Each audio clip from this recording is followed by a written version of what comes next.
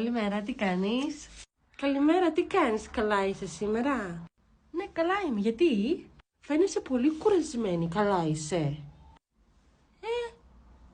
Δεν κοιμήθηκες καλά μάλλον, γι' αυτό το πρόσωπό σου είναι έτσι.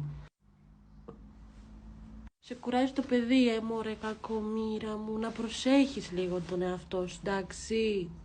Όχι, αφού είναι σχολείο το παιδί, τι να με κουράζει, μια χαρά είμαι. Μήπως δεν τρως καλά, γιατί μοιάζεις πολύ χλωμή ρε παιδί μου και πολύ αδύνατη στο πρόσωπο, έτσι, άμα κοιτάξεις λίγο τον εαυτό σου τον καθρέφτη. Όχι, μόλις έφαγα ένα τοστάκι, όχι, καλά είμαι. Φαίνεσαι πολύ χάλια ρε παιδί μου, κουρασμένη, φαίνεσαι κοιμισμένη. Άμα σε δει κάποιος θα λέει τι είναι αυτή, άρρωστη είναι. Μάλλον θα είναι που δεν είμαι βαμμένη σήμερα.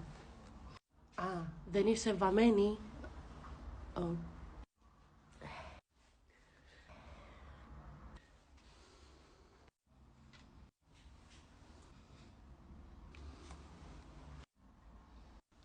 Αυτά, πρέπει να πάω στη δουλειά. Χάρηκα που σε είδα, έστω και έτσι, από αυτή. Γεια σου! Κι εγώ πρέπει να φύγω. Χάρηκα που τα είπαμε.